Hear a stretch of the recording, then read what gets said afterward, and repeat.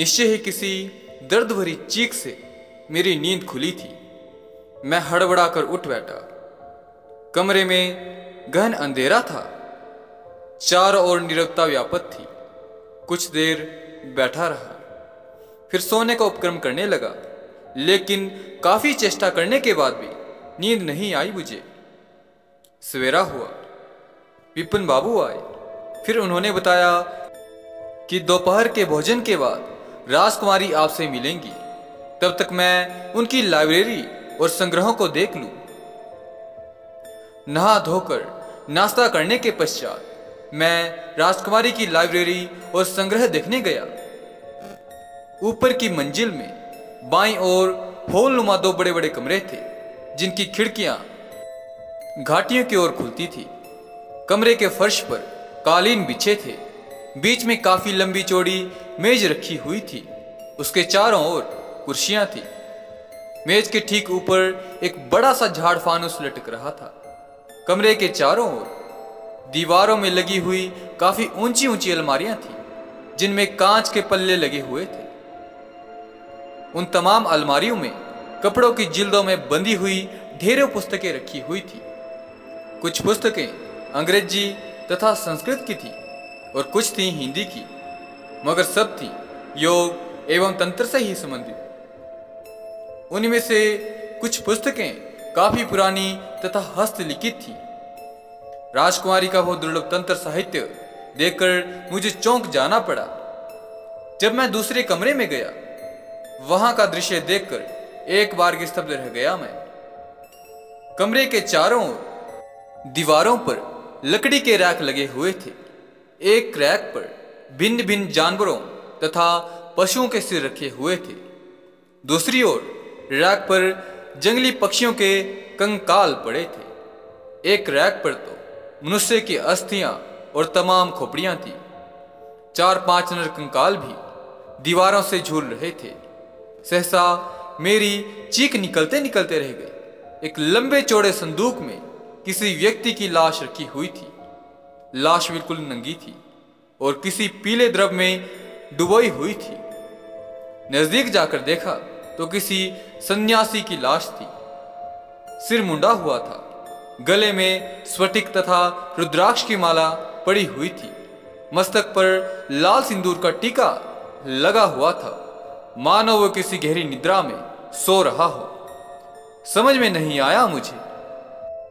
उसी समय विपिन बाबू आ गए।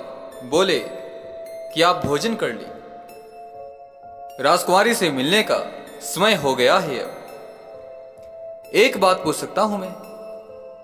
विपिन बाबू ने अचकचाकर मेरी ओर देखा। पूछिए, क्या पूछना चाहते हैं आप? यह शव किसका है? ओह, विपिन बाबू ने सांस लेकर कहा, यह राजतांत्रिक तारानाथ भट्टाचार्य का शव है। पिछले 10 वर्षों से इसी प्रकार रखा हुआ है। क्यों? विपिन बाबू गंभीर हो उठे। बोले, इसका रहस्य तो आपको राजकुमारी ही बता पाएंगी। भोजन करने के बाद मुझे राजकुमारी के खास महल में ले जाया गया। उसे महल न कहकर स्वर्ग का एक भाग ही कहा जाए तो उत्तम होगा। फर्श पर बिछे कालीन, रंग बिरंगी चमचमाती हुई संगमरमर की दीवारें, छत से लटकते कीमती झाड़ फानूस और स्फटिक के रैकों पर रखी हुई देसी विदेशी बहुमूल्य कलाकृतियां। राजमहल के उस भव्य और विशाल कमरे के बिल्कुल मध्य में काले रंग के संगमरमर का काफी बड़ा कमल दल बना था, जिसके भीतर गुलाब एवं केवड़ा मिला हुआ पानी रखा हुआ था। कमल दल के मध्य में नृत्य मुद्रा में एक सुंदर युवती की पाषाण प्रतिमा खड़ी थी। कमरे के एक ओर काफी लंबा चौड़ा पलंग था, जिस पर काफी मोटा गद्दा था और लाल रंग की मखमली चादर बिछी हुई थी।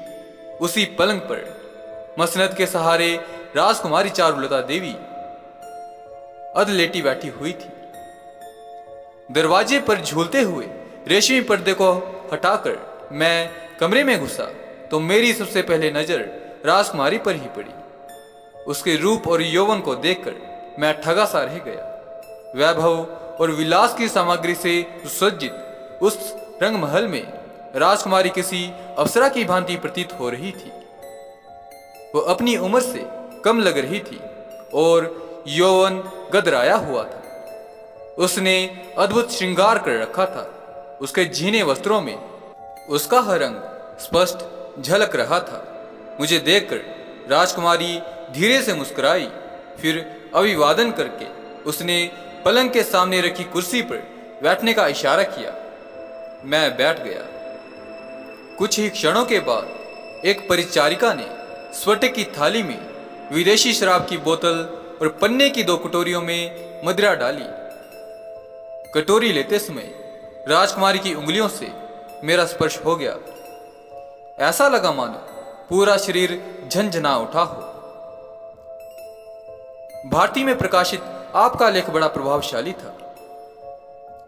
एक घूंट पान करके राजकुमारी ने पूछा, कब से लिख रहे हैं आप? पिछले 10 वर्षों से, मैंने धीरे से उत्तर दिया। तांत्रिक साधनाओं का भी आपको अनुभव होगा? जी हां, थोड़ा बहुत तो है। तंत्र के प्रागैतिहासिक काल के संबंध में आपकी क्या धारणा है? दोबारा कटोरी में मदिरा डालती हुई राजकुमारी ने पूछा। राजकुमारी चारुलता का अध्ययन वास्तव में गहरा था। वह एक प्रकार से मेरी परीक्षा ले रही थी। मदिरा पान करके कटोरी को मेज पर रखते हुए मैंने बोला, ऐतिहासिक विवरण के अनुसार आर्यों से पूर्व भारत में आर्येतर जातियां थीं, जिनका विभाजन करने पर 2 प्रभाव स्पष्ट दिखाई देते हैं। पहला यक्ष जाति का, दूसरा अन्य सभी जातियों की धार्मिक साधना का प्रभाव। इन दोनों में जो परस्पर भेद था वह इतिहास निर्माण में अपना काम करने लगा। उस समय धर्म और दर्शन के अनुसार आर्यों में मुख्य रूप से आनंदवाद, यक्षों में विलासवाद और आर्येतर सभी जातियों में सुखवाद की प्रधानता थी। क्या उस समय शक्ति की पूजा थी? राजकुमारी ने प्रश्न किया।